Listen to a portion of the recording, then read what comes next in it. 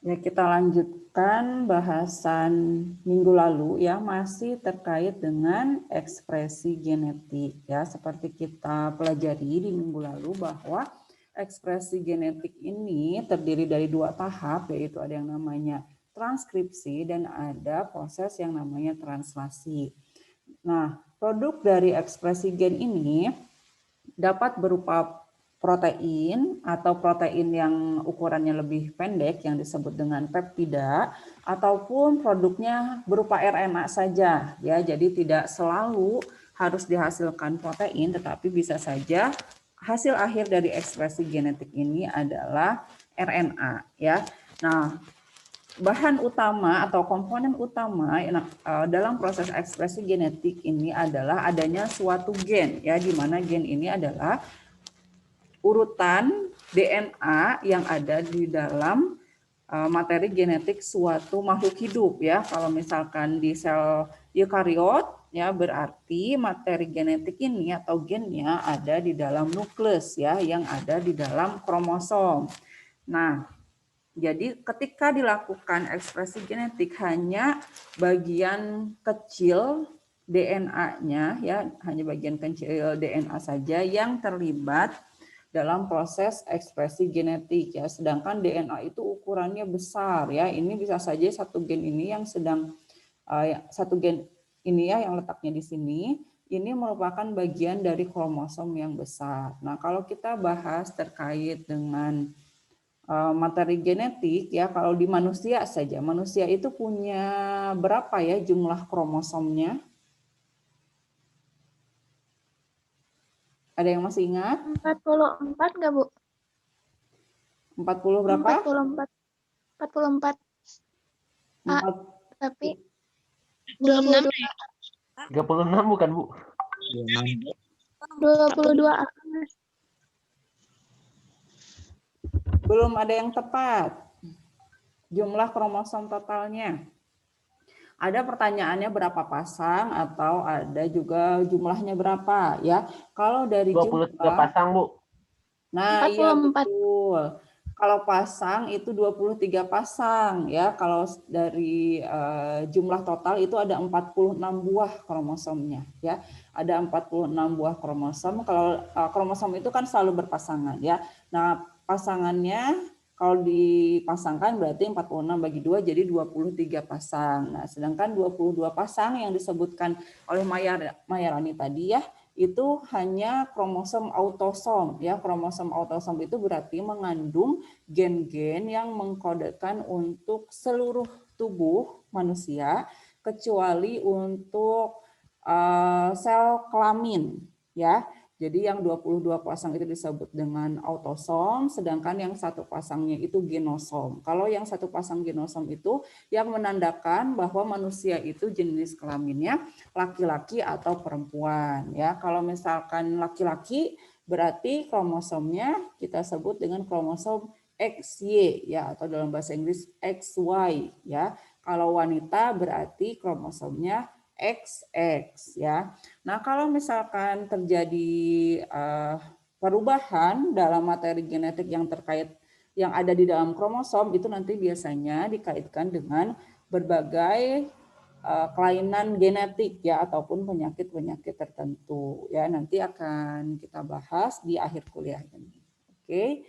Nah, ini berarti kalau misalkan lihat di tipe sel ini, berarti ini proses ekspresi gen yang ada di dalam sel ini, berarti ini tipe selnya apa? Eukariot atau prokariot? Eukariot, Ibu. Eukariot. Karyot, Ya, Bu.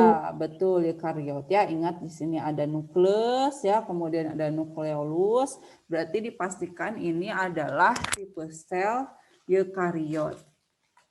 Nah, dalam proses transkripsi, berarti transkripsi untuk tipe sel eukariot terjadi di mana posisinya? Di organel mana? Di nukleus. Ya, betul Nesa. Terjadi di nukleus ya untuk transkripsi. Nah, enzim apakah yang membantu atau berperan penting dalam proses transkripsi? Yuk, ingat-ingat lagi. Enzim polimerase bukan, Bu? Belum tepat, kurang tepat. Apa polimerase?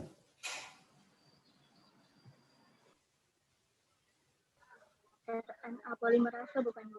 Ya, betul Nindya. RNA polimerase ya. Yang ini yang warna orange di sini ini adalah enzim RNA polimerase yang bertugas ya untuk melakukan proses transkripsi di mana nanti DNA-nya akan diubah menjadi yang pada akhirnya adalah mRNA ya atau messenger RNA. Nah, untuk di eukariot ya Ibu ulang dari pertemuan minggu lalu, di eukariot ini dia saat proses transkripsi tidak langsung menjadi mRNA ya, tetapi melalui suatu pemrosesan. Ada 2 tahap pemrosesan ya. RNA processing hasil dari transkripsi pada tipe sel eukariot ya. Jadi untuk tipe sel eukariot, DNA atau gen hasil transkripsi itu akan membentuk yang namanya pre-mRNA ya, di mana pre-mRNA ini ada 2 bagian. Yang warna merah ini namanya adalah ekson ya, kemudian yang warna biru ini namanya intron. Nah, bagian intron ini adalah bagian yang tidak diperlukan sehingga akan dipotong. Proses pemotongannya namanya adalah splicing ya, SPLICING ya. Jadi tahap pertama dilakukan splicing dengan memotong intron dan menggabungkan ekson. Kemudian tahapan yang kedua adalah proses capping ya, penambahan tudung 5 aksen ya di bagian 5 aksen sini dan ditambahkan ekor poli A di bagian 3 aksen yang akan memudahkan mRNA untuk keluar dari nukleus dan terhindar dari degradasi berbagai enzim yang bisa merusak mRNA. Nah, jadi kalau sudah mengalami splicing, sudah ditambah di 5 aksennya ada cap, mengalami proses capping dan juga penambahan ekor poli A, baru mRNA-nya akan ditransport dari nukleus ya melalui pori-pori nukleus menuju ke sitosol. Di sitosol dia akan mengarah ke organel ribosom. Nah, di ribosom ini terjadi proses translasi ya. Translasi ini menghasilkan protein ya pada akhirnya. Nah, satu mRNA seperti ini biasanya dalam proses translasi itu tidak dikerjakan oleh hanya satu ribosom ya, tetapi oleh beberapa buah ribosom karena jumlah ribosom dalam satu sel itu sangat banyak. Jadi ketika ada satu mRNA maka dia akan diterjemahkan ya, akan ditranslasikan oleh beberapa unit ribosom sehingga protein yang dihasilkannya dalam satu kali itu bisa banyak ya. Jadi bukan berarti satu mRNA itu hanya menghasilkan satu protein ya, dalam satu waktu bisa menghasilkan banyak protein. Nah, ini untuk translasinya ya. Nah, sebelum translasi ya, ribosom itu sebelum melakukan translasi dia membutuhkan supaya unitnya ya atau rangkaian organel ribosom ini lengkap ya. Untuk melakukan translasi dia selain membutuhkan subunitnya, ada subunit besar di sini dan ada subunit yang kecil ya. Ini merupakan dua-duanya adalah protein. Nah, selain membutuhkan ini dia juga butuh tRNA. Nah, di sini ada tRNA ya. tRNA ini merupakan RNA yang berfungsi untuk membantu proses translasi karena tRNA ini dia akan membawa asam amino. Nanti asam aminonya akan dipindahkan ke ribosom sini dari hasil proses translasi ya. Kemudian tRNA ini biasanya dia mengangkut ini ya asam amino, berbagai jenis asam amino tergantung kode tRNA-nya apa. Kemudian selain itu juga ada faktor translasi. Nah, faktor translasi ini yang kemudian membantu proses translasi ya. Nah, untuk faktor translasi di setiap jenis spesies itu berbeda-beda ya, termasuk tentu berbeda antara manusia dan juga bakteri. Nah, kalau di bakteri itu cukup sederhana prosesnya, tetapi kalau di tipe sel eukariot atau di manusia itu proses ini terjadi secara kompleks ya, tetapi secara sederhana kita katakan bahwa ekspresi gen ini ada 2 tahapan, yaitu transkripsi dan translasi.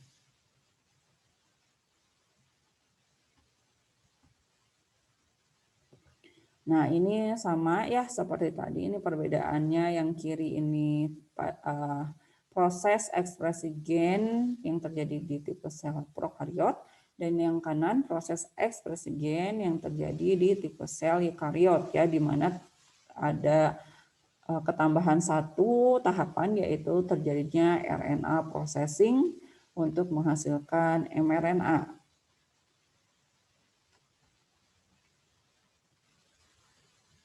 Nah, ini adalah gambaran proses transkripsi dan translasi kalau kita lihat urutan dari basa DNA-nya ya. Kita lihat ini dalam satu molekul DNA ya, dalam suatu kromosom. Di sini ditandai ini ada gen 1, kemudian gen 2 dan ada gen 3 ya. Ketika contohnya kalau kita perbesar gitu ya dari gen 1 ini, ternyata gen 1 ini dia terdiri dari urutan basa nukleotida A itu ya, berarti kalau A itu basa apa? Masih ingat? Adenin. Adenin, betul. Kemudian C. C basa apa? Sitosin. Sitosin. Nah, kemudian ini C lagi, berarti sitosin lagi. Adenin, adenin, adenin, sitosin, sitosin. G apa G? Guanin. Guanin. Guanin. A, adenin lagi ya. G, guanin. Kemudian T. Apakah ini T? Timin.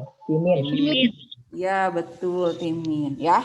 Nah, ini untuk kalau misalkan template DNA yang akan diterjemahkan itu biasanya DNA strain-nya dimulai dari DNA bisa dari sense atau antisense ya. Kalau misalkan kita katakan sense berarti DNA-nya dari 5 aksen ke 3 aksen, tapi untuk yang ini dia dari 3 aksen ke 5 aksen ya. Kita baca dari 3 aksen, kenapa? Karena nanti hasil dari transkripsi itu harus menghasilkan mRNA yang orientasinya 5 aksen ke 3 aksen ya. Jadi ini dibacanya mundur dari untai antisense ya. Kalau untai sense itu berarti pasangannya yang ada di atas ini dari 5 aksen ke 3 aksen ya, tapi ini tidak ada gambarannya. Kemudian yang dibaca itu untai bawahnya di sini, untai antisense-nya. Nah, ketika dibaca oleh RNA polimerase, adenin ini akan diterjemahkan menjadi apa di sini? Bahasa apa? Urasil. Ya, betul Isa ya. Jadi bahasa urasil ya. Jadi adenin berpasangan akan diterjemahkan menjadi urasil. Kemudian sitosin diterjemahkan menjadi guanin ya. Kita lihat pasangannya di sini hasil dari transkripsinya. Kemudian ini sama, sitosin jadi guanin lagi, adenin jadi urasil lagi gitu ya. Kemudian di sini ada guanin, berarti kalau guanin akan hasil transkripsinya akan menjadi sitosin ya, saling berkebalikan. Sitosin jadi guanin, guanin jadi sitosin ya. Adenin jadi urasil, guanin jadi sitosin. Nah, kalau timin dia akan menghasilkan basa DNA berupa adenin ya, jadi pasangannya itu tetap sitosin guanin ya. Kalau biasanya itu timin dengan adenin ya, tapi kalau misalkan kita punya adenin maka akan diterjemahkan oleh RNA polimerase itu menjadi urasil ya, bukan menjadi timin, karena kalau timin itu dia struktur yang ada di DNA ya, sedangkan di RNA basa nukleotidanya adalah urasil ya, pengganti timin. Nah, ini hasil dari transkripsinya ya, dihasilkan mRNA dengan urutan seperti ini. Nah, mRNA ini kemudian akan diterjemahkan ya, akan ditranslasikan menjadi rangkaian asam amino ya. Nah, 3 urutan basa nukleotida ini akan diterjemahkan menjadi 1 asam amino. Nah, 3 urutan basa nukleotida pada mRNA ini disebut sebagai kodon ya. Jadi kodon itu triplet, terdiri dari 3 basa DNA ya. Jadi UGG. Nah, UGG ini akan diterjemahkan atau ditranslasikan di ribosom menjadi asam amino apa ini? Tripsin. TRP itu Triptolanin. triptofan. Triptofan. Nah, ya triptofan, betul ya. Kalau tripsin mah protein, dia ukurannya besar. Kalau ini asam amino ya, triptofan. Nah, kemudian UUU ini diterjemahkan menjadi asam amino apa? Fenil. PHE. Apa? Fenil belum tepat. Fenilalanin. Nah, fenilalanin, betul ya, harus ada alaninnya. Kalau fenil doang struktur kimianya beda ya. Kemudian GGC ini menjadi asam amino Glisin. glisin, ya betul. Glisin. Nah, kemudian UCA. Kalau UCA ini dia jadi asam amino Serin. serin, betul ya. Jadi ini satu urutan DNA ini ketika diekspresikan ternyata akan menghasilkan 4 buah asam amino yang saling bergabung yang terdiri dari asam amino triptofan, fenilalanin, glisin dan serin ya. Nah, kemudian sekarang pertanyaannya bagaimana menerjemahkan ini menjadi ini gitu ya. Nah, ini ada tabelnya. Oh, kenapa mundur? Nah, ini dia tabelnya ya. Bagaimana kita kemudian membaca hasil dari translasi ya. Jadi kita harus lihat dulu kodonnya ya. Yang bahasa yang pertama pada kodon itu letaknya di sini ya, di garis vertikal. Nah, kemudian bahasa keduanya di sini di garis horizontal dan bahasa ketiganya di sini ya, di garis vertikal yang kanan. Nah, contohnya kalau misalkan kita punya kodon gitu ya, yang urutan bahasanya itu adalah CCA. Nah, kalau CCA di manakah letaknya? Berarti di sini C, di sini C ya. Kemudian kita lihat A-nya di mana? Oh, di sini nih, ada di sini A ya. CCA. Oh, kalau CCA berarti dia asam amino apa di sini? Kolin. Betul ya, asam amino prolin. Nah, selain asam amino ya di sini juga ada istilahnya start codon ya. Start codon ini adalah kodon yang selalu mengawali proses translasi ya, yang tadi di awal ditanyakan oleh Ihsan ya, bahwa untuk memulai proses translasi maka ribosom itu harus menemukan kodon AUG ya, di mana kodon AUG ini akan diterjemahkan menjadi asam amino metionin. Nah, selanjutnya kalau ketemu dengan kodon stop atau stop kodon yang warnanya merah, ini ada UAA, ada UAG dan ada UGA, berarti ini akan terjadi penghentian proses translasi ya, berarti berhenti proses translasinya ya, karena ketiga kodon ini akan membuat rangkaian ribosomnya lepas sehingga protein yang dihasilkannya juga sudah selesai gitu ya, proses translasinya juga sudah selesai. Nah, sekarang kita latihan ya, keluarkan catatannya.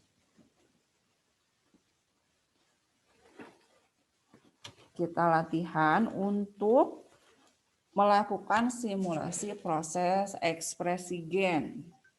Nah, kalau misalkan punya ada DNA nih ya, DNA, kalian catat ya urutannya apa saja. DNA dari 3 aksen ke 5 aksen, ntar Ibu tampilkan aja supaya gampang.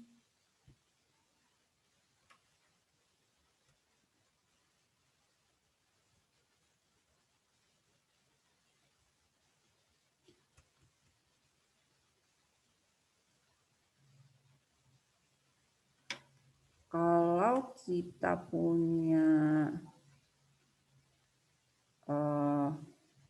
gen ya, dengan urutan dari, Ibu contohkan yang dari 3 aksen aja, biar kalian langsung terjemahkan. Itu misalkan urutannya adalah seperti ini.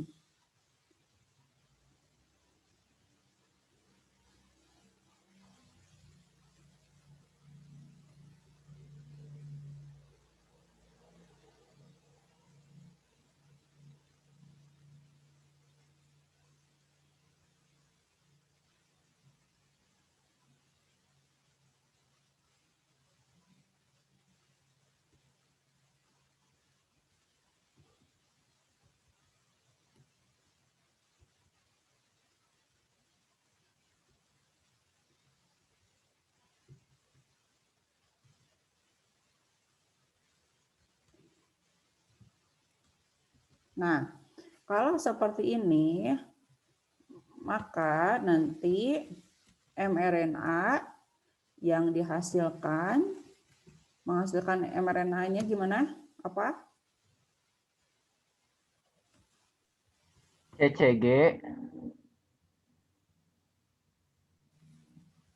Coba CCG.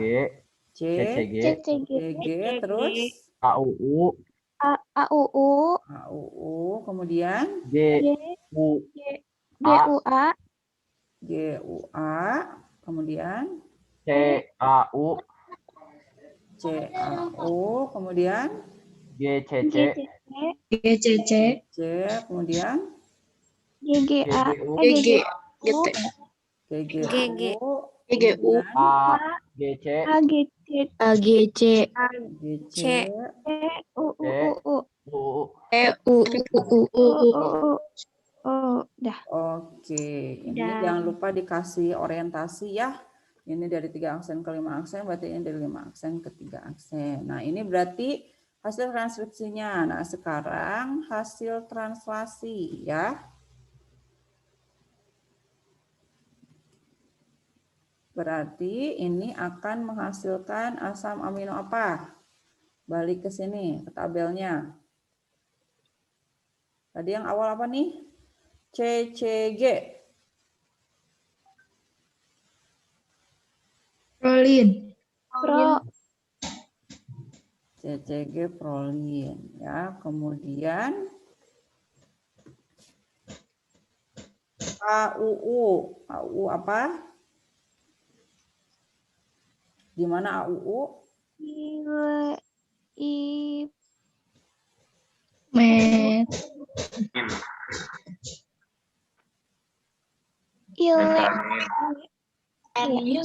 apa itu? Pasti jawabannya Apa ini? Ibu itu il apa, Bu? Ile apa coba? Ada yang tahu? Ile.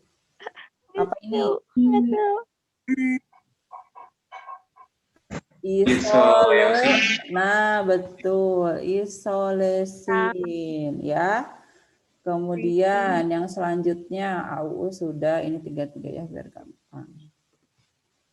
GUA. Kemudian GUA. GUA. GUA apa? G U A. Nah, ini Prolin. Alin. Kemudian setelahnya CAU. CAU. C A U. Nah, betul. Histidin.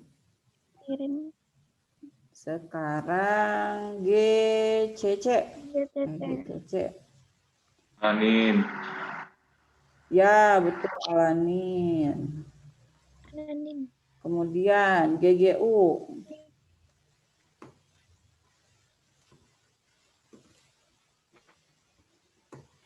Glisin. Glisin ya. Terus habis glisin apa? AGC. AGC. Nih, apa nih? Serin. Betul. Serin. Terus GU. GU. Gliserin. Bukan gliserin, glisin. Ya.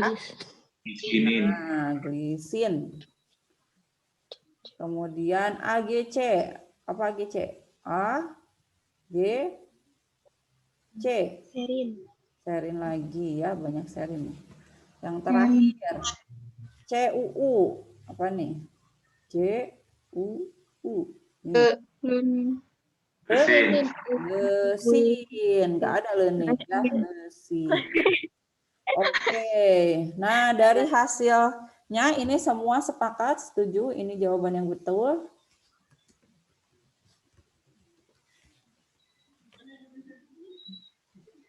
Semua sepakat atau ada yang punya pendapat lain?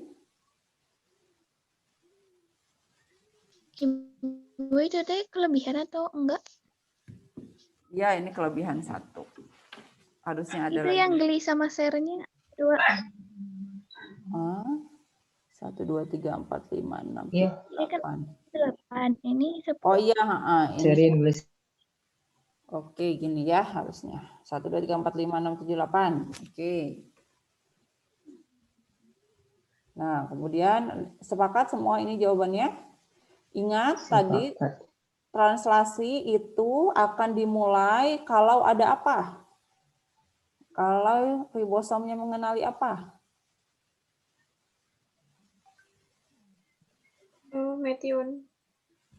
Harus ada start codonnya, ya. Nah, jadi harus dimulai dari start codon.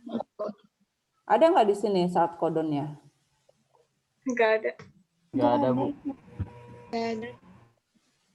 Yakin tidak ada? Nih, Ibu pisahin lagi nih.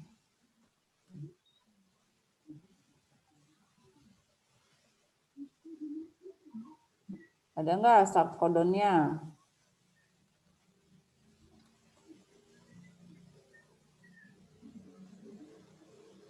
Nggak ada, Bu. Ada Bu. Nggak ada, Ada, Bu, di UA. ada kalau di Mana? Ada. Kalau digabungin ada Bu itu. Mana? Ini? Nah, itu bukan Bu, di depannya. Depannya? itu. Ini? Bu. Terus Bu, terus. Terus Ibu. Nah, itu AUG. Itu AUG. Nah, ini ya. Jadi dia akan mulai di sini. Yang sebelumnya belum akan dibaca ya. Jadi dia akan membaca ketika bertemu dengan AUG. Nah, kita lihat. Salah pembacaan saja akan menghasilkan hasil yang berbeda. Coba ya. Berarti yang awalnya ini tidak kita baca, kemudian langsung AUG berarti metionin. Nah, habis AUG ada CCG. CCG apa nih? CCG. Nih. Pro. Apa itu pro? Prolin. Prolin. Betul, prolin ya. Kemudian GUA. GUA nih. Valin ya. Kemudian setelah GUA GCC. Alanin ya. Kemudian UU. Nah, UU apa tuh? Gananin. Leusin. Ini nih. Leusin. PHE. Leusin. Gananin. Fenilalanin ya tadi langsung nih fenilalanin tuh ya. Jadi beda hasilnya, ternyata hasilnya adalah metionin, prolin, valin, alanin, fenilalanin ya, berbeda dengan yang sebelumnya ya. Jadi ketika translasi harus dipastikan ada start codon. Kalau tidak ada start codonnya ya tidak akan dimulai proses translasinya. Oke. Nah, kemudian ribosom akan berhenti kalau ada stop codon. Nah, di sini kan belum ada ya stop codonnya. Jadi ini kalau misalkan disambungkan masih terus bisa dibaca. Tapi kalau sudah tidak ada lagi ya tidak akan selesai ya. Tapi biasanya mRNA itu dia panjang ya urutan masa DNA-nya. Ini memang baru 0, berapa persennya ya, biasanya sangat panjang sekali. Oke, sampai sini ada pertanyaan?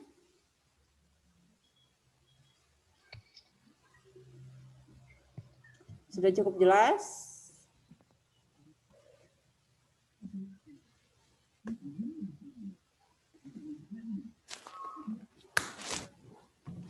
Kalau sudah, kita lanjut ya. Bahas per ininya ya, per tahapannya. Yang pertama terkait dengan transkripsi ya. Ini sudah dibahas sebelum di minggu lalu ya, bahwa transkripsi ini merupakan proses sintesis RNA dari cetakan DNA ya, atau kita bisa terjemahkan sebaliknya ya, itu proses penerjemahan DNA menjadi RNA ya, dalam hal ini adalah mRNA.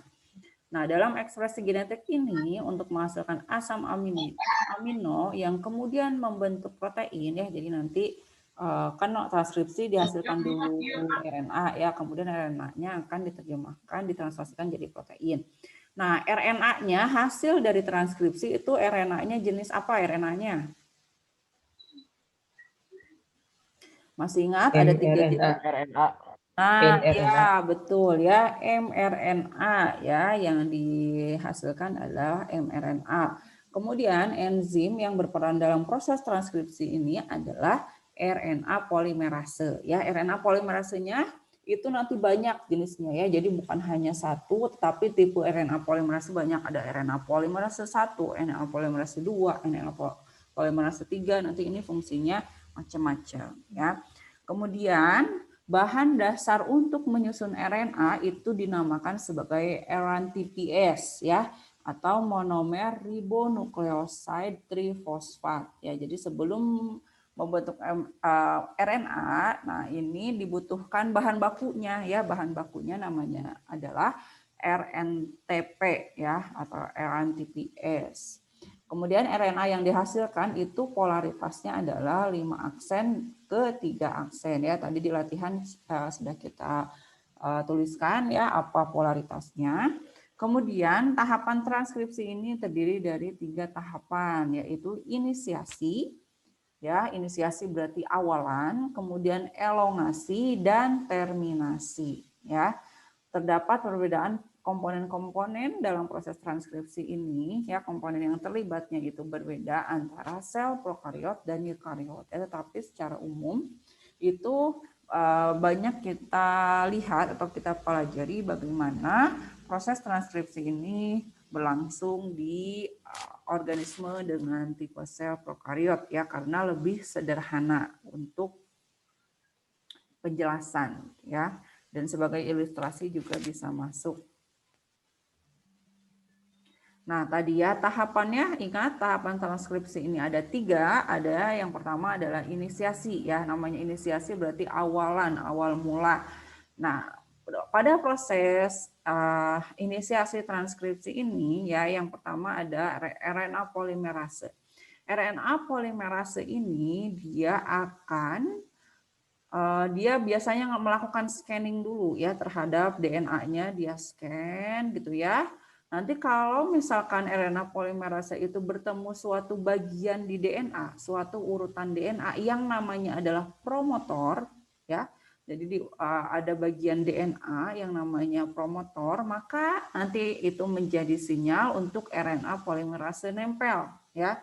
Nempel RNA polimerase dan siap untuk melakukan transkripsi. Nah, saat RNA polimerase berikatan atau menempel dengan bagian promotor yang ada di DNA, nanti di promotor tersebut akan ada yang namanya start site ya.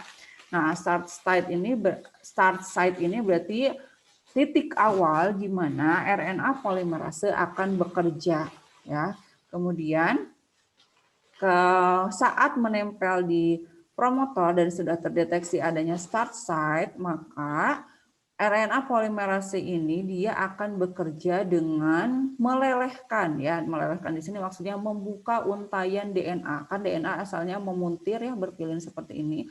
Kemudian untayannya akan terbuka membentuk yang namanya transcription bubble ya, atau gelembung transkripsi, sehingga ini terbuka dan kemudian menginisiasi atau mengkatalis proses transkripsi ya. Ketika sudah terbentuk transcription bubble, nanti polimerasenya kemudian bisa membaca start site, dan nanti RNTPS ya, atau building block untuk membentuk transkripsi yang pertama itu akan dihasilkan di sini ya.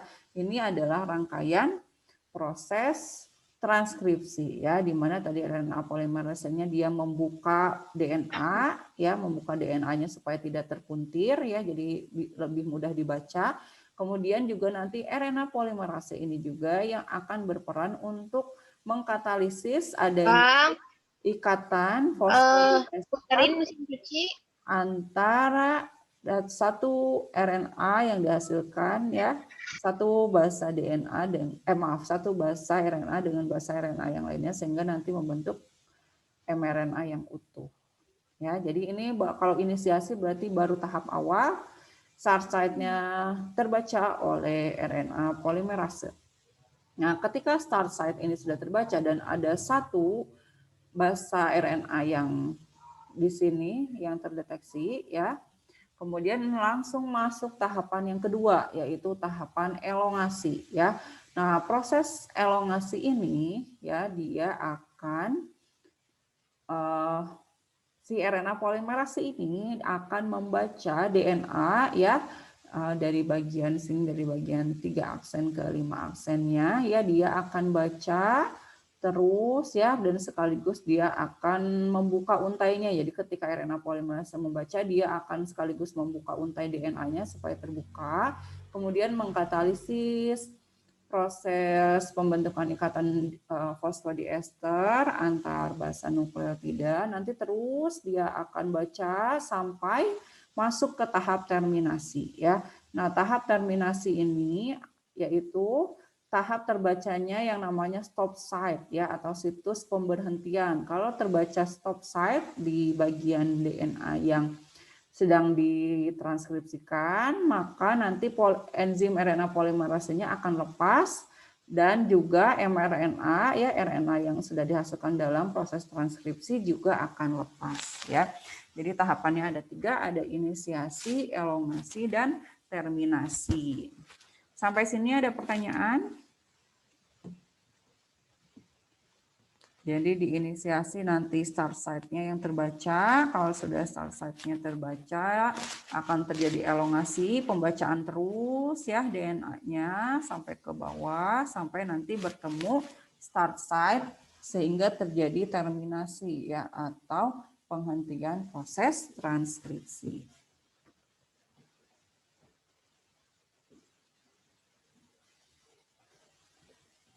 Ibu. Ya. Silakan. Ibu, elongasi itu proses pemanjangan gitu ya, Bu, maksudnya? Ya, betul. Jadi elongasi itu proses pemanjangan di mana mRNA-nya semakin panjang terbentuknya karena RNA polimerase ini dia terus membaca DNA sampai nanti bertemu dengan ini, ya, dengan stop site-nya, ya. Atau juga disebut selain stop site itu ada daerah yang namanya terminator. Tuh, jadi elongasi pemanjangan, ya. Jadi DNA-nya ini untai DNA-nya tumbuh. Dihasilkan memanjang RNA polimerasenya terus baca untai DNA-nya sampai bawah. Sampai 5 aksen. Baik, Ibu, makasih. Ya, sama-sama Juliken. Yang lainnya ada yang ingin bertanya? Nah, kemudian kita lanjut, ya. RNA polimerase itu biasanya dia tidak bekerja sendiri, ya. Dia butuh molekul lain supaya dia aktif. Nah, kalau di kasusnya di bakteri itu untuk melakukan aktivasi proses RNA polimerase supaya bekerja, ya, aktivasi RNA polimerase itu membutuhkan yang namanya sigma faktor, ya. Sigma faktor ini yang bulatannya kuning di sini. Sigma faktor ini dia membantu supaya RNA polimerasenya mengenali promotor, ya. Jadi biasanya sigma faktornya dulu yang nempel di promotor, nanti kemudian RNA polimerasenya datang, ya. Ketika sudah terbaca start site-nya di sini, ya, nanti kemudian sigma faktornya akan lepas, ya. Sigma faktor lepas sehingga nanti enzim RNA polimerasenya bisa dengan mudah membaca, ya, melakukan proses elongasi, ya, atau proses pembacaan lebih lanjut dari transkripsi, ya, melakukan elongasi sampai nanti ketemu terminator, ya, di sini di mana terminator ini daerah yang mengandung tadi stop site. Kalau sudah masuk terminator, maka nanti lepas, ya, RNA polimerasenya lepas, mRNA-nya juga lepas. Kalau nanti mau bekerja lagi RNA polimerasenya nanti dibantu dengan pengikatan oleh sigma faktor. Ini kalau di bakteri, ya. Kalau di sel eukariot nanti berbeda lagi. Nah, ini sudah dijelaskan, ya, minggu lalu perbedaannya untuk yang prokariot dan eukariot, ya. Bisa dilihat kalau yang prokariot itu hasil, kalau misalkan RNA polimerasenya masih kerja ya menghasilkan mRNA dan belum sempurna mRNA-nya, itu nanti bisa langsung dibaca oleh ribosom ya, bisa langsung hasil transkripsinya ditranslasikan oleh ribosom di sini. Jadi bisa proses transkripsi dan proses translasi bisa berjalan secara kontinu. Berbeda dengan proses ekspresi gen yang terjadi di eukariot. Kalau di eukariot transkripsinya harus selesai dulu karena letaknya di nukleus. Baru nanti kalau transkripsinya sudah selesai, baru bisa dilakukan translasi di sitosol.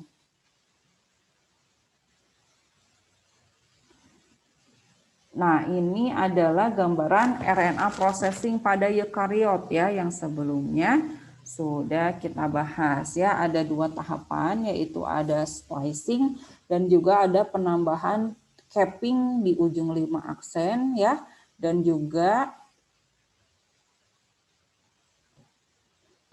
proses penambahan rantai poliadenin ya. Jadi di ujung 5 aksen ini ditambahkan guanidin trifosfat ya, G43 ini di ujung 5 aksen. Kemudian di ujung 3 aksennya ini adalah poli A. Jadi adenin banyak gitu ya, ekor adenin atau basa nukleotida adenin banyak di sini di ujung 3 aksennya. Nah, bagian 5 aksen dan 3 aksen ini tidak ditranslasikan ya, dia hanya membantu proses transfer mRNA dari nukleus ke sitosol. Nah, kemudian tahapan yang kedua di sini adalah splicing ya, RNA splicing, di mana bagian eksonnya digabungkan dan bagian intron sebagai untranslated region ya. Kalau intron itu tidak ditranslasikan sehingga harus dipotong, intronnya dipotong-potong, eksonnya kemudian digabungkan. Oke, kita lanjut.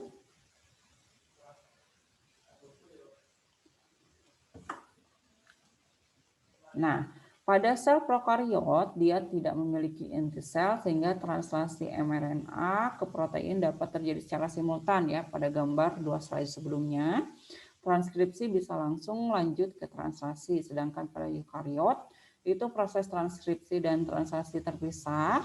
Dan produk transkripsinya juga berbeda ya. Kalau di eukariot itu ada yang namanya prekursor mRNA, di mana prekursor mRNA ini akan mengalami RNA processing sehingga dihasilkan mRNA yang siap diekspor keluar nukleus ya. Kemudian processing RNA-nya seperti apa, yaitu dengan melakukan metilasi di ujung 5 aksen dan ujung 3 aksennya nanti ditambahkan ekor poli A ya. Pada sel eukariot terjadi RNA splicing untuk menghasilkan untuk menghilangkan intron ya, eksonnya digabungkan. Jadi ini adalah 2 proses pemrosesan RNA yang hanya terjadi di tipe sel eukariot dan tidak terjadi di tipe sel prokariot.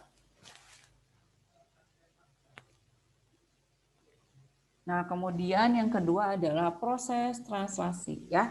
Seperti halnya transkripsi, translasi ini terbagi menjadi 3 tahapan ya, ada inisiasi, elongasi, dan terminasi.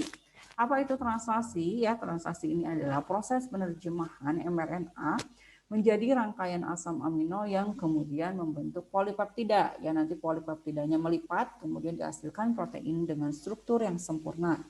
Nah, untuk translasi ini melibatkan beberapa jenis RNA. Ya, ada 3 jenis RNA. Yang pertama ada mRNA. mRNA sudah kita pelajari, dia adalah hasil dari transkripsi ya, di mana mRNA ini mengandung kodon ya, tadi 3 urutan basa nukleotida yang akan diterjemahkan menjadi asam amino tertentu. Kemudian ada juga tRNA ya. tRNA ini dia mengandung antikodon ya, jadi nanti kodonnya akan dibaca dulu oleh antikodon ya.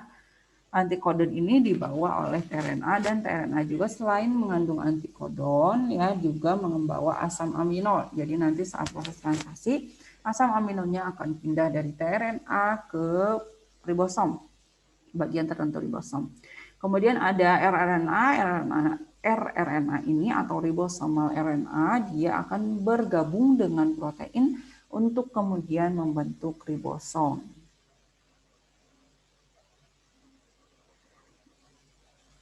Nah, mesin utama ya, pabrik utamanya untuk melakukan translasi ini adalah organel ribosom ya.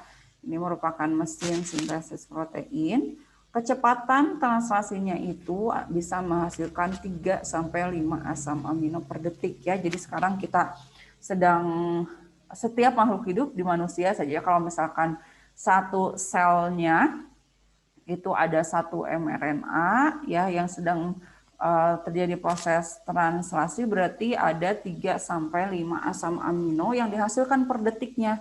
Bayangkan kalau kita itu punya 2 triliun sel ya, berarti per detiknya minimal ada 10 asam amino ya, 6 sampai 10 triliun asam amino ya yang diperlukan untuk proses translasi ya, sehingga memang sangat penting untuk mengkonsumsi protein ya. Kalau makan itu pastikan ada kandungan proteinnya karena protein itu mengandung asam amino di mana nanti asam aminonya sangat berguna sekali dalam proses translasi dalam rangkaian ekspresi genetik. Nah, ribosom yang terlibat dalam proses translasi ini berbeda antara ribosom prokariot dan ribosom eukariot.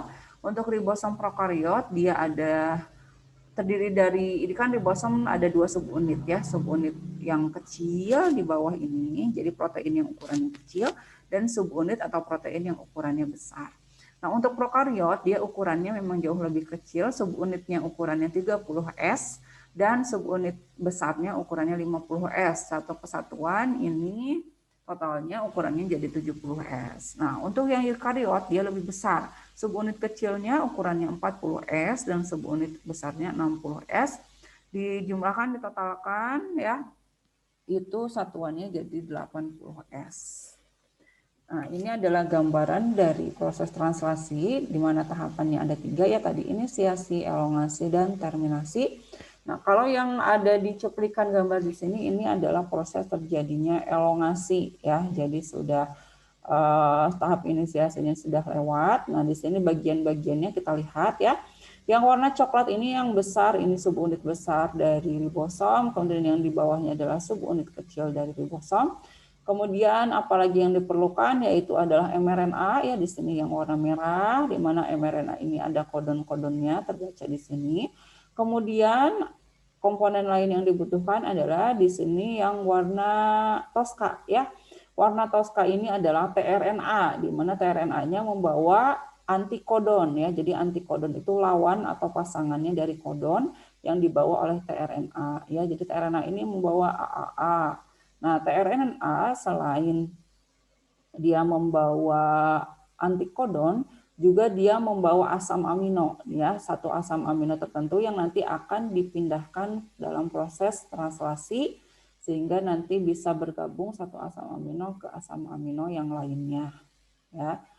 Itu adalah ini ya proses translasi gitu ya, apa saja yang dibutuhkan. Nanti produk akhirnya ini ya, polipeptida atau rangkaian asam amino yang nanti akan membentuk protein. Nah, proses inisiasi dari translasi itu dimulai ketika mRNA-nya dia berikatan dengan subunit kecil dari ribosom ya. Jadi ribosom mengenali mRNA-nya nempel di subunit kecil ribosom. Kemudian nanti ada cukup-cukup ya. Datang ya tRNA-nya. Ada sinyal yang menginfokan tRNA supaya datang karena mRNA berdekatan dengan subunit kecil ribosom. Nah, tRNA awal ini dia akan membawa antikodon ya yang mengenali AUG ya. Di sini AUG ini antikodon yang dikenalinya adalah UAC ya. Ini yang toskanya tadi adalah tRNA ya. Jadi tRNA bawa antikodon UAC dan bawa asam amino metionin. Nah, ketika tRNA awal ini dia nempel di sini, maka akan terjadi penggunaan energi dari hasil pengubahan GTP menjadi GDP, ya. GTP menjadi GDP ini menghasilkan senyawa berenergi tinggi, ya. Kemudian akan membuat subunit besar dari ribosomnya nempel, ya. Jadi subunit besar ini nempel. Nah, subunit besar ribosom ini terdiri ada 3 ruangan. Ada E, ya, ruangan E di sini, kepanjangan dari exit. Kemudian ada ruang P, polimerase, ya, polimerisasi di sini E, P, kemudian ada ruangan A di sini, ya. Nah, jadi proses inisiasi translasi akan berakhir ya. Proses inisiasi translasi ini ya terjadi ketika subunit besarnya nempel ya, bergabung dengan subunit kecil dan sudah ada mRNA dan tRNA awal di sini ya, di sitosol tentu. Oke, tadi sudah ini ya, proses awalnya sudah terjadi ketika tRNA-nya dia masuk ke bagian P di sini ya, bagian P site di sini. Nah, ketika sudah terbentuk kompleks untuk translasinya, nanti akan masuk tRNA kedua yang dia bentuk punya antikodon tertentu dan punya asam amino tertentu, mengenali kodon selanjutnya setelah AUG ya, sini setelah AUG nanti tRNA-nya nempel di site ya. Ini sudah masuk tahap elongasi ya. Masuk di site ya, kemudian ketika masuk terjadi tadi pengubahan molekul GTP jadi GDP sehingga dihasilkan energi. Nah, ketika sudah nempel tRNA-nya di sini, maka nanti asam aminonya akan pindah ya. Asam aminonya yang sebelumnya ada di bagian P, dia akan berpindah ke bagian A, digabungkan, terjadi proses pembentukan ikatan peptida, ya. Jadi asam amino yang di tRNA kedua akan bergabung dengan rangkaian asam amino sebelumnya, ya. Di sini terjadi proses pembentukan ikatan peptida di bagian A. Kemudian nanti ada proses translokasi ya, di mana translokasi ini membutuhkan energi juga sehingga dibutuhkan GTP juga. Translokasi ini adalah tRNA yang asalnya di A dia pindah ke bagian P ya. Dan yang awalnya di bagian P sini dia akan pindah ke bagian E, ke bagian E sini. Kalau sudah masuk E nanti dia lepas, hilang, lepas ya. Nah, nanti ini berarti di bagian P adalah tRNA yang membawa rangkaian asam amino yang sudah tersambung. Selanjutnya kalau sudah bagian A-nya kosong, datang lagi tRNA yang bawa asam amino tertentu yang sesuai untuk pembacaan. Ya, terus ini siklusnya berulang sampai nanti ya. Jadi proses elongasi ini sama tadi pemanjangan sampai nanti asam aminonya terus membentuk ikatan peptida dan membentuk suatu polimer polipeptida sebelum menjadi protein. Akan terus terjadi proses elongasinya sampai bertemu dengan yang namanya stop codon ya, atau codon stop ya, bisa UAA, UAG, UGA.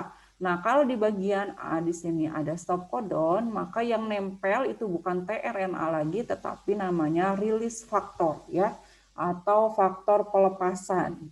Kalau misalkan release factor ini yang nempel ya, release factor ini nempel, maka semua bagian ini akan lepas ya, polipeptidanya akan lepas dari tRNA yang terakhir, kemudian subunit besar dan kecilnya juga akan lepas, mRNA-nya akan lepas, tRNA-nya lepas, release faktornya lepas. Jadi dalam proses ini terjadilah terminasi atau proses akhir dari translasi ya. Sampai sini ada pertanyaan?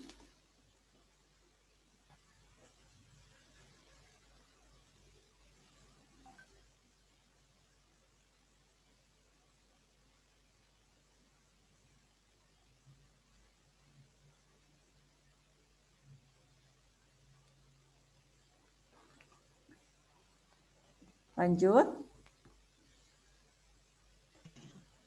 Ibu, Ya. kalau pada proses elongasi sekitar berapa ya Bu RNA terbentuk? Elongasi maksudnya, ya. Elongasi. Ya, elongasi transkripsi atau translasi. Translasi Bu. Nah, oke. Kalau translasi berarti yang terbentuk bukan RNA ya, tetapi apa? Ini.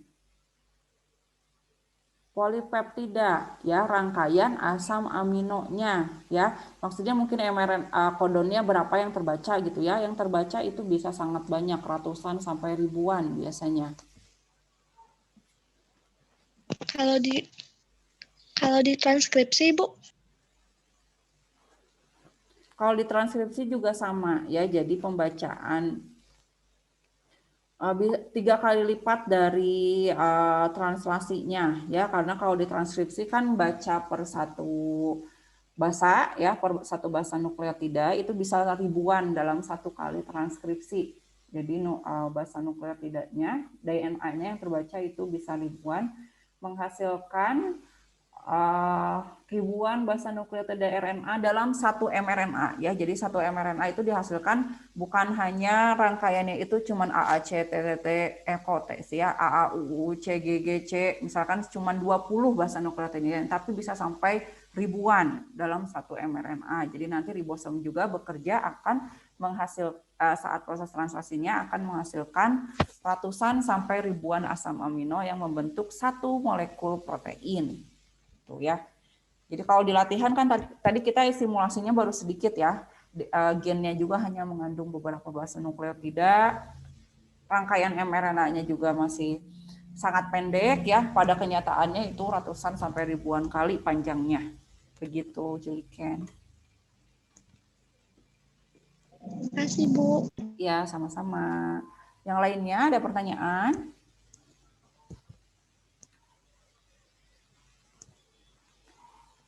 Kalau tidak ada, mari kita lanjut. Nah, ini yang pertanyaannya adalah apa sih perbedaan ekspresi gen pada prokariot dan eukariot? Kalau kita baca molekuler itu bisa menghabiskan 2 bab sendiri dalam buku ibu sumber referensi utama biologi sel ya. Nah, ini secara ringkas diintisarikan dalam 1 gambar ini. Dalam 1 gambar ini.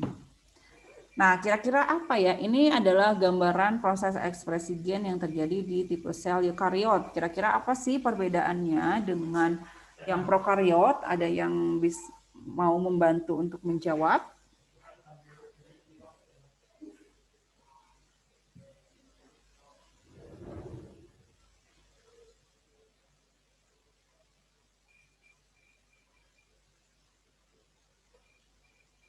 Satu. Nah, apa nih terjemahkan? Apa ini 1?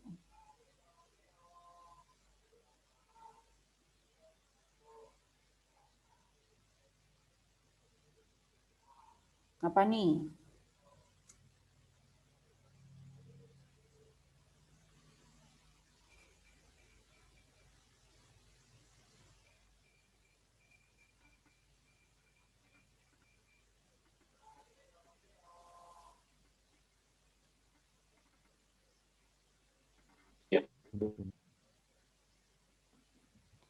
Nih, inisiasi transkripsinya.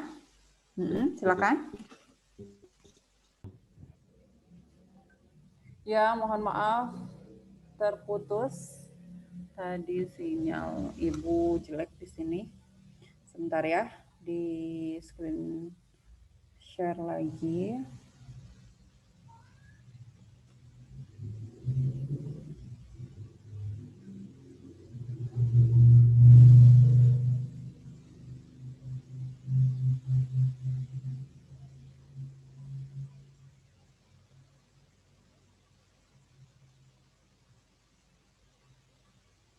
Nah, tadi ada yang mau bantu jawab. Ini yang pertama apa tadi?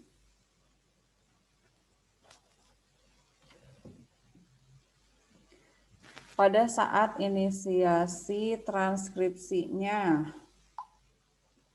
Nah, untuk inisiasi transkripsi, di eukariot itu dia lebih kompleks ya. Kalau tadi di prokariot itu biasanya faktor yang membantu RNA polimerase bekerja itu paling 1-2 seperti sigma faktor atau molekul yang lain. Nah, kalau di eukariot itu dia punya berbagai jenis mekanisme ya untuk tahapan awal transkripsi. Nah, kalau di prokariot kan tadi bisa RNA polimerasenya dibantu sigma faktor, kemudian mengenali ini ya promotor, bagian promotor di DNA. Nah, kalau di eukariot itu biasanya butuh berbagai, bisa puluhan jenis protein. Yang pertama, dia membantu supaya kromosomnya gitu ya jadinya terbuka gitu ya, supaya tidak berpilinnya tidak terlalu kuat ya. Kemudian kadang untuk memperlancar, kebanyakan untuk memperlancar proses elongasi supaya RNA polimerasenya jalannya cepat, itu nanti butuh bending ya. Bending itu nanti DNA-nya melekuk dan nanti ada dorongan supaya RNA polimerasenya bisa lebih cepat lajunya gitu ya. Nah, itu baru 2, belum lagi nanti ada yang lainnya ya. Kemudian yang berpengaruh juga yang ketiga ada namanya faktor regulasi gen ya. Biasanya untuk mengaktifkan satu proses transkripsi atau ekspresi gen pada eukariot itu membutuhkan ada gen lain yang berperan untuk melakukan pengendalian atau kontrol ya. Jadi biasanya melibatkan banyak sekali gen dalam proses satu kali transkripsi. Nah, yang kedua adalah terjadinya exon splicing ya. Ini kebanyakan di eukariot pasti terjadi ini ya, intronnya dipotong, exonnya digabung-gabung. Nah, ini dia sudah kita bahas juga di sebelumnya ya. Kemudian yang ketiga, ketika proses transport melalui nuklear membran atau melalui pori dari membran nukleus gitu ya. Nah, ini juga bisa terjadi regulasi atau pengaturan ya, apakah nanti akan proses translasinya bisa langsung dilakukan ataupun akan terjadi penundaan dulu gitu ya. Jadi di sini bisa dilakukan pengendalian ya, ataupun nanti mRNA-nya dia setelah dilakukan translasi nanti dia bisa digunakan ulang atau didegradasikan gitu ya. Di sini terjadi regulasi. Kemudian yang keempat, terjadi destruksi hasil transkripsi ya. Jadi nanti kalau misalkan mRNA-nya sudah selesai ditranslasikan, itu nanti ada enzim-enzim yang berperan untuk menghancurkan mRNA sehingga tidak digunakan lagi untuk proses translasi. Kemudian yang kelima, sintesis protein ya. Nah, saat sintesis protein atau translasi itu biasanya dia melibatkan berbagai jenis ini ya, berbagai jenis molekul lain gitu ya, yang juga turut berperan dalam proses translasinya. Tidak sesederhana tadi proses translasi yang kita bahas di yang sebelumnya ya. Biasanya ada molekul, faktor-faktor translation lain yang berperan, nanti bisa mengatur kecepatan translasinya bisa cepat ataupun lambat gitu ya untuk proses sintesis protein atau translasinya. Kemudian yang keenam, di eukariot ini terjadi yang namanya modifikasi post-translasional. Jadi setelah dilakukan translasi, kalau tadi kan saat terminasi translasi nanti lepas ya, rantai polipeptidanya lepas membentuk protein. Nah, kalau di eukariot biasanya proteinnya termodifikasi, dia bisa ketambahan gugus gula ya, menjadi nanti akan membentuk glikoprotein, atau ketambahan gugus lipid membentuk lipoprotein, atau ketambahan gugus fosfat seperti di sini ya. Jadi kalau di eukariot biasanya protein yang dihasilkan ukurannya lebih besar, lebih kompleks, dan juga ketambahan gugus-gugus yang lainnya ya, sehingga protein yang dihasilkan itu termodifikasi. Nah, untuk proses modifikasinya biasanya berlangsung di 2 organel sel, yaitu di retikulum endoplasma dan di badan Golgi. Sampai sini ada pertanyaan?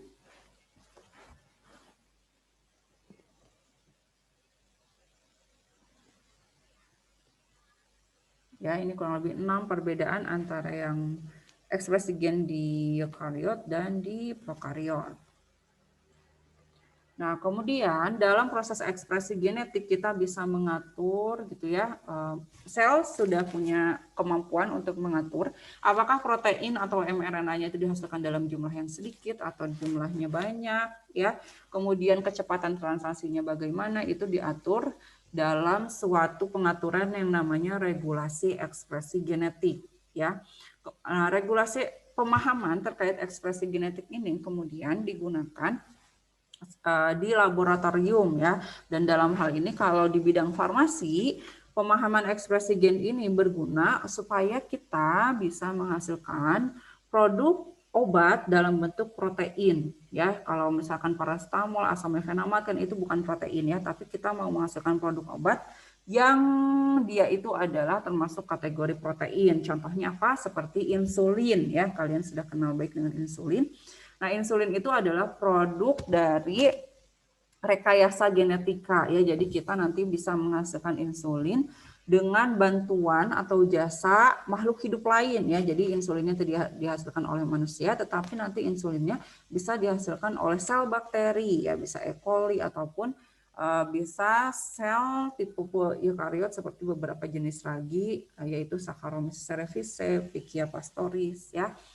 Nah, pemahaman terkait ekspresi genetik, kemudian ada regulasinya itu dimanfaatkan untuk mendapatkan produk ekspresi gen, baik itu RNA atau protein dalam jumlah yang tinggi. Jadi nanti kita bisa melakukan induksi, ya bisa diatur dengan adanya regulasi gen ini, apakah proteinnya kita hasilkan dalam jumlah yang tinggi atau tidak. Nah, bagaimana cara mengaturnya? Itu nanti kita bisa pilih saat proses transkripsinya pilih promotor dan terminator yang kuat kalau mau proses transkripsinya berjalan dengan cepat ya. Jadi di promotornya itu didesain urutan DNA yang mengenali dengan kuat RNA polimerase dan terminatornya juga dikenali secara kuat oleh RNA polimerase sehingga bisa cepat proses terjadinya transkripsinya. Kemudian kalau ditranslasi kita buat RBS yang kuat, ribosom binding site ya, tempat awal. Nanti di mRNA RBS-nya itu akan terikat ya. Urutan ini nanti akan dipelajari lebih lanjut di mata kuliah bioteknologi farmasi. Tapi yang jelas berarti konsep umum transkripsi dan translasinya harus kalian pahami ya. Apa itu transkripsi? Apa itu translasi? Tahapannya seperti apa yang dihasilkan dari proses tersebut. Nah, itu harus kalian pahami di mata kuliah biologi sel dan molekuler ini. Nah, ini ya tadi pemahaman terkait ekspresi gen kita bisa menghasilkan produk bioteknologi farmasi baik itu berupa protein seperti insulin tadi ya untuk obat atau vaksin atau kit deteksi seperti kit-kit yang sekarang digunakan untuk proses deteksi COVID-19 ya, baik itu rapid antibody, rapid antigen, itu basicnya adalah kita mengamalkan ilmu bioteknologi farmasi dan adanya pemahaman terkait dengan ekspresi genetik. Produk bioteknologi farmasi yang lainnya bisa apa? Bisa berupa peptida ya, yaitu molekul yang lebih kecil atau lebih pendek dari protein. Oke, terkait ekspresi gen apakah ada pertanyaan sebelum lanjut mengenai replikasi?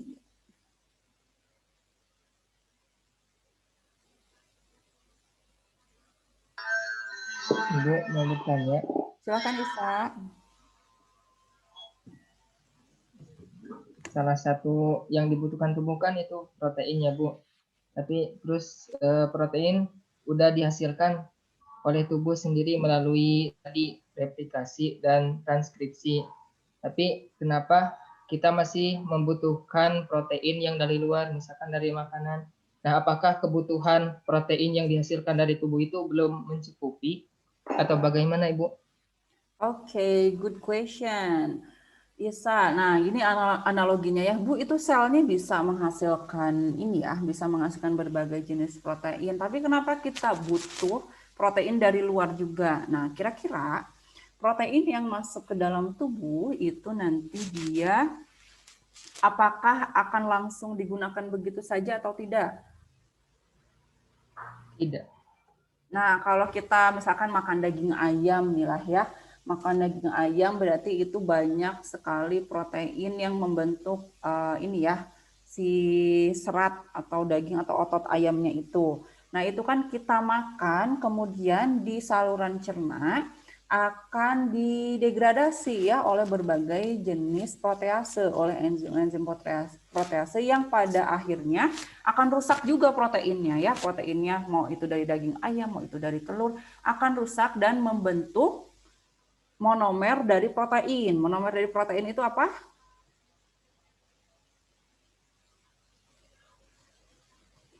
Monomer dari protein, molekul kecil yang menyusun protein itu apa?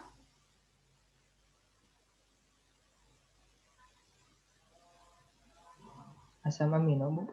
Ya, betul, asam amino ini, ya, asam amino. Nah, jadi yang dibutuhkan oleh tubuh adalah asam aminonya, ya. Nah, di dalam tubuh itu protein yang dihasilkan tentu tidak sama dengan protein dari sumber yang kita makan. Misalkan kalau kita makan daging ayam, itu kan proteinnya tidak langsung ditempel kemudian ngebentuk dari daging ayam, itu berarti strukturnya akan membentuk protein yang ada di otot manusia, kan berbeda ya jenis proteinnya, sehingga protein dari luar itu akan diproses dan tetapi bagian kecil-kecilnya si asam aminonya yang kemudian dibutuhkan untuk proses translasi ini ya, proses ekspresi gen sehingga membentuk struktur protein yang baru itu ya. Nah, kalau kita makan daging ayam, apakah di ayam misalkan dihasilkan insulin? Ayam ada nggak insulinnya?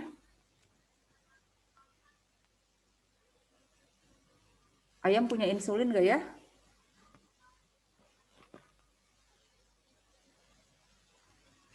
Jawabannya tidak ya. Kemudian protein lain yang menyusun tubuh misalkan adalah rambut ya. Rambut kita tersusun dari protein yang namanya keratin. Nah, apakah kemudian dengan memakan daging ayam nanti akan membentuk keratin? Kan tidak ya. Ataupun Tidak. kita mau membentuk rambut kemudian kita juga harus makan rambut, kan tidak ya. Tetapi kita tubuh memproses ya apa yang dimakan dari luar menjadi molekul yang lebih kecil, nanti tubuh susun sendiri sehingga kita punya struktur yang beda-beda ya. Kalau misalkan daging ayam tidak diproses kemudian proteinnya masih bentuknya masih dalam bentuk protein ayam, nanti jadi daging manusia, kan jadi aneh ya, otot kita jadi menyerupai ayam ya. Ataupun nanti kalau misalkan kita makan telur, strukturnya tidak berubah, telurnya masih seperti telur kayak gitu, nanti tubuh kita jadinya lembek-lembek ya, seperti protein yang dan komposisi yang lain ada di telur ya. Jadi semua yang masuk ke dalam tubuh kita akan diproses dan tubuh punya mekanisme gitu ya untuk membentuk sesuatu molekul yang baru. Berarti protein-protein yang di sini baru gitu ya, yang asalnya ayam ternyata jadi enzim yang ada di ludah, ternyata membentuk warna kulit kita ya yang terdiri dari melanin. Nah, warna kulit kita ini melanin itu juga protein. Kemudian membentuk keratin, membentuk struktur apa nih? Kolagen yang ada di kulit ya, membentuk lidah kita ya, membentuk otot rangka, otot jantung. Nah, itu diproses sendiri oleh tubuh melalui kode-kode yang ada di dalam gen ya. Gennya diinstruksikan untuk diekspresikan, nanti membentuk protein-protein yang unik yang kemudian menyusun tubuh kita, tubuh manusia. Begitu kurang lebih Isa ya. Jadi memang kita perlu dari luar mengkonsumsi proteinnya itu adalah butuh asam aminonya ya. Jadi bukan butuh struktur proteinnya secara utuh. Baik, terima kasih. Ya, sama-sama. Ada yang ingin bertanya lagi? Ibu izin bertanya. Silakan. Ibu, apa akibat jika RNAT salah menerjemahkan kodon, Bu? Terus apa juga diwariskan kepada keturunan? Oke, apa? Pertanyaannya bagus. Apa yang terjadi ketika tRNA-nya salah membaca kodon ya? Di sini kan harusnya tRNA-nya yang agak besar mana? Yang inilah ya. tRNA-nya kan dia bawa antikodon kemudian membaca kodon ya. Ini pembacaannya harus tepat ya kalau misalkan salah baca, sel punya mekanisme supaya nanti dia tRNA-nya lepas pergi, nanti yang nempel tRNA lain. Nah, tapi kalau misalkan ternyata ada sesuatu yang membuat salah pembacaan sehingga nanti salah translasinya, kita lihat asam aminonya berubah atau tidak. Kalau misalkan asam aminonya berubah, berarti itu tidak apa-apa ya, tidak berakibat fatal. Nah, tapi kalau misalkan ada asam aminonya jadinya berubah, misalkan harusnya serin jadi leusin gitu ya, kemudian struktur proteinnya berubah, aktivitasnya berubah, nah itu nanti bisa dikaitkan dengan penyakit tertentu ya, karena terjadi kerusakan atau perubahan struktur protein. Nah, apakah ini bisa diwariskan atau tidak? Tergantung. Tergantungnya adalah apakah faktor yang menyebabkan kesalahan tRNA ketika membaca kodon itu memang ada gen yang mengkodenya, karena ada DNA tertentu ya, gen tertentu, urutan DNA tertentu yang menghasilkan suatu faktor yang membuat tRNA-nya salah baca. Kalau misalkan itu dari gen atau dari DNA bisa diwariskan. Tetapi kalau faktornya selain gen, misalkan karena ada virus ya yang menginterupsi bagian ini, nah itu berarti tidak akan diwariskan. Jadi kalau diwariskan itu jika melibatkan gen lagi ya yang menginterferensinya. Begitu jawabannya, Juliken. Baik, Bu, makasih. Sama-sama. Oke, ini kita lanjut dulu ya ke replikasi sebelum nanti waktunya berakhir. Nah, tadi kita sudah bahas ekspresi gen ya. Kalau ekspresi gen itu produk akhirnya bisa RNA ataupun protein. Nah, sekarang kita bahas terkait replikasi. Apa itu replikasi? Nah, kalau replikasi ini sudah kalian bahas, sudah kalian pelajari ini ya di bagian siklus sel ya, di mana terjadi kan siklus sel itu ada salah satunya tahapan S ya. S itu berarti dia terjadi sintesis. Apa yang disintesis? Yaitu DNA ya. Nah, replikasi ini adalah sintesis DNA ya. Jadi kalau satu sel gini, kemudian dia mau membelah menjadi dua. Kalau dia mau membelah menjadi dua, otomatis materi genetik dari sel parentnya atau sel induknya, dari sel awalnya, dia harus digandakan dulu ya materi genetiknya, kemudian nanti diwariskan ke sel yang kedua. Ya. Ini ada gambaran selnya enggak ya? Oh, enggak ada. Oke. Ya ibaratkanlah ini contoh aja ya, ini sel yang pertama ya. Sel ini dia mau membelah, mau membentuk dua sel. Nah, otomatis kromosom atau materi genetik atau DNA yang ada di dalam sel ini harus digandakan dulu, harus disintesis dulu atau diduplikasikan dulu. Atau istilahnya di sini harus direplikasikan ya. Jadi ada dua kromosomnya, ada dua kali lipat. Nanti kromosom hasil replikasinya akan diturunkan ke sel anaknya, ke sel hasil pembelahan ya. Jadi kalau ekspresi gen itu ada proses transkripsi dan translasi, produk akhirnya bisa RNA atau protein. Nah, kalau direplikasi ini adalah berarti DNA yang kemudian membentuk DNA lagi ya. Jadi DNA-nya diduplikasi atau digandakan. Nah, dalam proses duplikasi DNA ini ada enzim yang berperan ya, yaitu enzim DNA pol. Kalau tadi transkripsi itu ada RNA polimerase, kalau di proses replikasi atau perbanyakan DNA itu enzim yang berperan adalah DNA polimerase. Ya, DNA polimerasenya nanti yang berperan juga ada beberapa jenis. Nah, bagaimana tahapan replikasi itu terjadi? Yang pertama ya, nanti di sini akan ada di sini yang warna biru ya, biru yang gelap, ini adalah DNA-nya. Yang sini adalah untai sense ya, dari 5 aksen ke 3 aksen. Kemudian yang bawahnya adalah antisense ya. Untai yang atas yang sen disebut juga leading strand, dan untai yang bawah ini adalah nanti dihasilkan lagging strand ya. Nah, kalau mau terjadi proses replikasi atau perbanyakan DNA, nanti harus ada daerah yang dikenali terlebih dahulu, namanya adalah ORI, origin of replication. Origin of replication ini awal mula terjadinya replikasi ya. Kalau di proses transkripsi tadi RNA polimerasenya dia mengenal promotor. Di dalam promotornya itu ada ini initiation transcription ya. Nah, kalau di replikasi itu namanya adalah ORI atau origin of replication. Nah, ketika ORI ini sudah dikenali oleh DNA polimerase ya, nanti kemudian ada berbagai jenis enzim yang terlibat.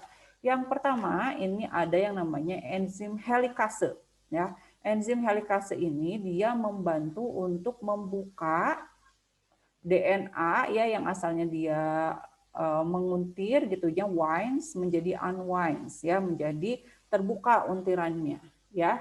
Jadi bisa terbuka bagian sense dan antisense-nya. Nah, selain ada helikase, enzim helikase, kemudian ada juga molekul protein yang namanya SSBP, single strand binding protein. Nah, dia yang warnanya hitam kecil ini membantu proses stabilisasi supaya fork-nya atau untai DNA-nya tetap terbuka ya. Untai DNA yang terbuka ini akan membantu DNA polimerase nempel ya. Jadi nanti DNA polimerasenya nempel dari awal, dari origin of replication sini, dia akan membaca dari yang 3 aksen ya sampai ke ujung 5 aksen. Sehingga nanti DNA atau leading strand yang dihasilkan adalah orientasinya 5 aksen ke 3 aksen ya. Nah, ini kalau misalkan bacanya jadi 3 aksen ke 5 aksen, yang bekerja adalah DNA polimerase 3 ya. Nah, kemudian kalau yang untai yang di bawahnya ini juga sama dibaca ya. Nah, tapi pembacaannya tentu mulainya dari sini, dari 3 aksen sini. Nah, kalau untai yang di bawahnya atau untai antisense ya, ini dia akan dimulai proses replikasi atau pembacaan DNA-nya ketika ada enzim yang namanya primase.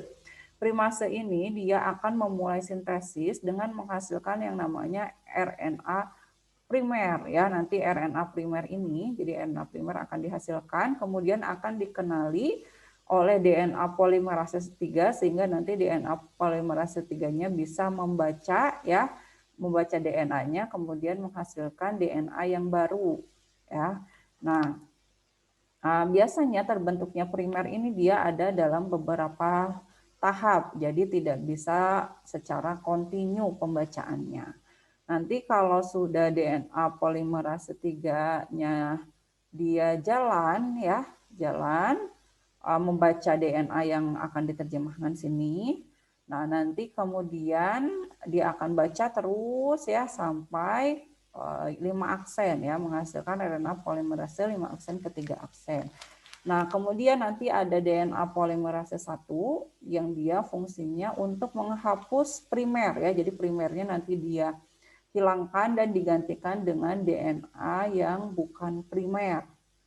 Nah, nanti kan ini masih akan terbentuk celah-celah seperti ini ya, karena DNA pol 3 dan DNA pol 1-nya tadi bekerjanya tidak barengan.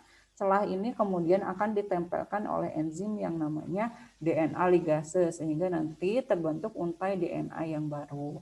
Nah, dalam proses nanti replikasi selanjutnya atau ketika proses pemisahan kromosom atau pemisahan DNA, nah, yang terjadi adalah DNA induk yang awal biru tua ini akan bergabung dengan DNA yang biru muda, ya. Jadi DNA biru tua dan DNA biru muda akan ada di sel yang lama, kemudian DNA biru tua dan biru muda yang satunya akan dia berpindah ke sel yang baru, gitu, ya. Jadi memang kita punya DNA yang ada di dalam sel, materi genetik yang ada di kita di dalam selnya itu adalah gabungan dari materi genetiknya ibu dan ayah yang saling bergabung ya, kemudian masuk ke dalam sel kita ya. DNA tersebut sebelumnya sudah direplikasi dulu ya, jadi dia setengah dari sel induk dan setengah dari DNA yang baru terbentuk.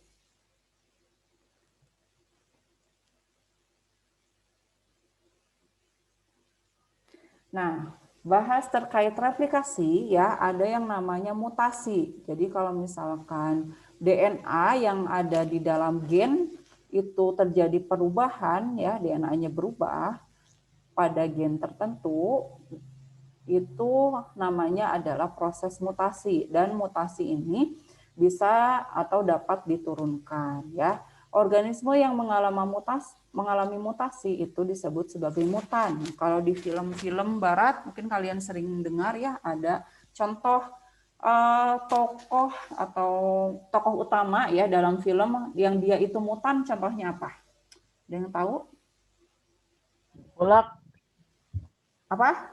Hulk. Iya betul, Hulk ya. Terus apa lagi kira-kira? X-Men. X-Men, Mutan. ya betul. Deadpool. Siapa lagi? Clean. Franklin. Ini yang cowok-cowok ya, banyak jawab ya. Betul ya, kebanyakan laki-laki ya yang mutasi ya, mutannya.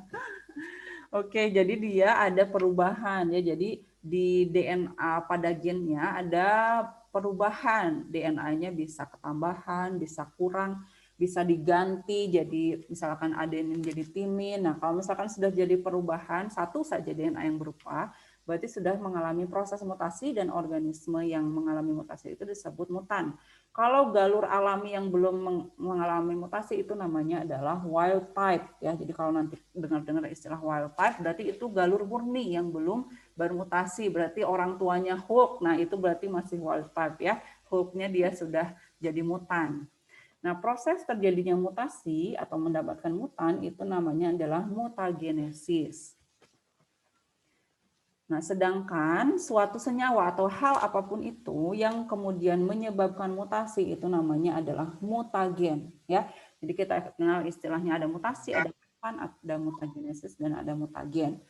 Nah, kalau Hulk itu mutagennya apa ya? Itu apa sih, Ibu jadi lupa ini. Film Hulk itu apa yang menyebabkan si Hulk-nya jadi bermutasi? Dia disuntikan sesuatu bukan atau apa?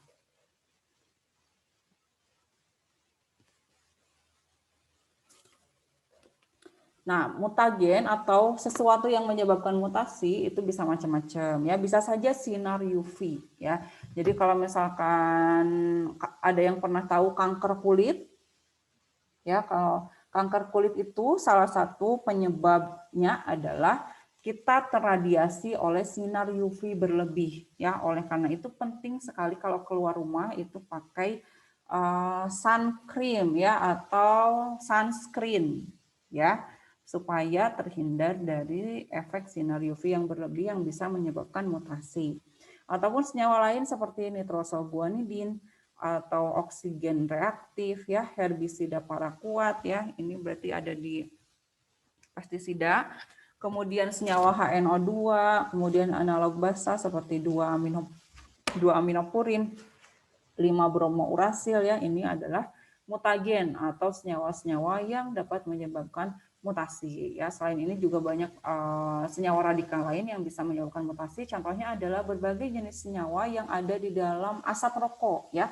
Nah, yang ada di dalam asap rokok juga itu termasuk ke dalam mutagen atau bisa menyebabkan mutasi pada DNA.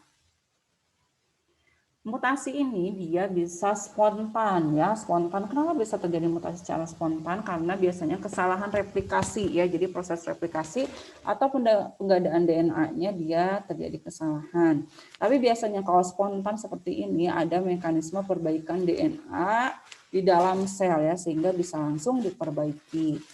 Bisa juga faktor lingkungan. Kalau faktor lingkungan seperti tadi ya, ada berbagai jenis mutagen yang bisa kemudian menyebabkan mutasi. Ataupun kalau di laboratorium kita biasanya menggunakan mutasi ini direncanakan ya, terarah, disengaja gitu ya, baik secara in vitro atau in vivo. Ini biasanya untuk studi, untuk penelitian, atau kita mau menghasilkan galur tertentu yang lebih baik. Misalkan mau menghasilkan anggur yang tanpa biji. Nah, itu berarti prosesnya terjadi mutasi pada DNA-nya sehingga buah anggurnya tidak ada bijinya ya.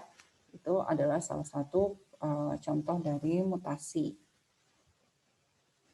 Nah, tipe mutasi ini macam-macam. Ada yang pertama namanya delesi. Delesi ini berarti dari kata-kata delete, artinya ada pengurangan urutan basa DNA. Misalkan harusnya A, T, C, G, G, tapi kemudian C-nya hilang satu. Nah, itu berarti terjadi proses delesi. Nah, kalau insersi, yang kedua insersi ini sebaliknya ya, jadi ketambahan bahasa DNA-nya harusnya tadi ATCGG malah jadi ATCCGG yang ketambahan C. Nah, berarti itu adalah tipe insersi.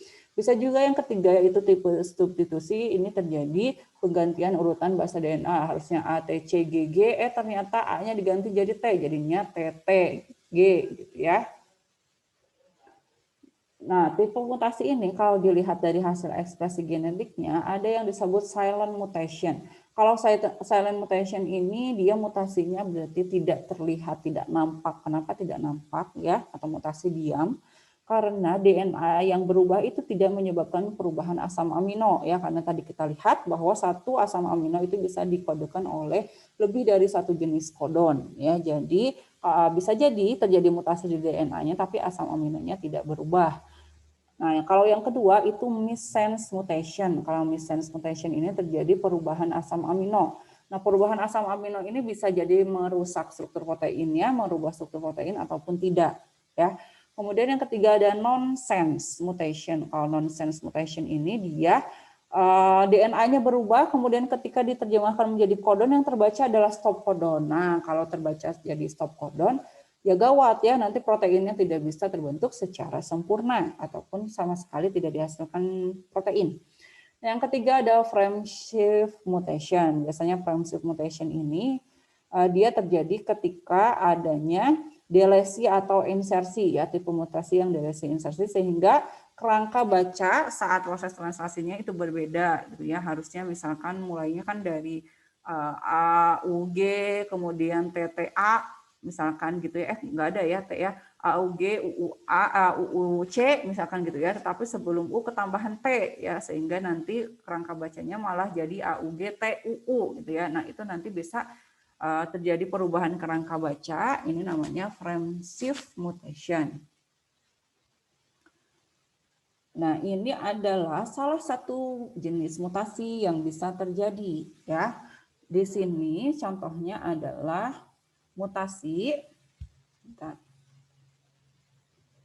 Nah, di sini adalah mutasi yang terjadi pada gen pengkode beta globin ya. Beta globin ini adalah struktur protein yang membentuk hemoglobin ya. Hemoglobin ini yang protein yang ada di dalam eritrosit, yang ada di dalam sel darah merah.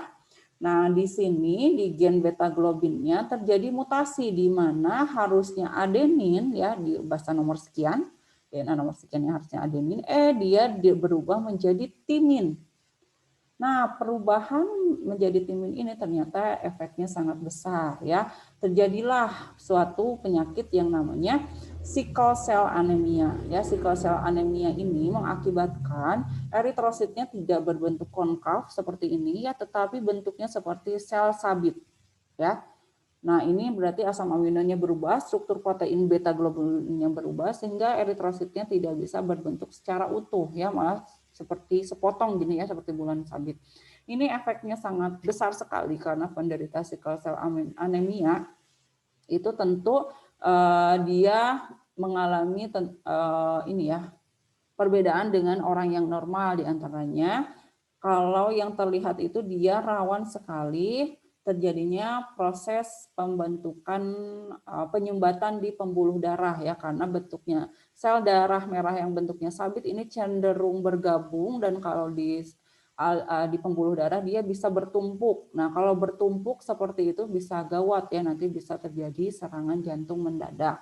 Nah, kalau misalkan tidak terjadi seperti itu, tetap saja penderita sickle cell anemia ini mengalami anemia ya. Kenapa mengalami anemia? Karena bentuk sel darah merah yang tidak sempurna, yang bentuknya sel sabit seperti ini, dia tidak bisa mengikat oksigen secara sempurna. Kalau misalkan bisa 8 molekul oksigen yang diikat, ini hanya 2 atau 3 gitu ya, sehingga jumlah oksigen yang bisa diikat oleh darah dan masuk ke tubuh juga jauh berkurang ya.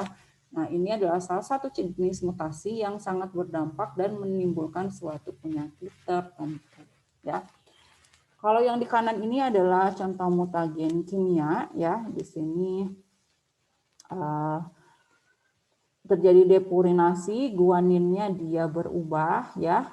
Jadi depurinated sugar ya. Ini tentu nanti akan salah dibacanya saat proses transkripsi. atau di sini sitosin mengalami deaminasi ya. Di sini sehingga malah dihasilkannya urasil gitu ya di DNA, kan seharusnya tidak ada urasil ya di DNA. Ataupun di sini akibat adanya UV light ya, di sini timin, 2 timin bisa bergabung menjadi dimer timin ya. Dimer timin ini juga bisa berbahaya ya, malah bisa menyebabkan salah satu yang bisa membuat kanker.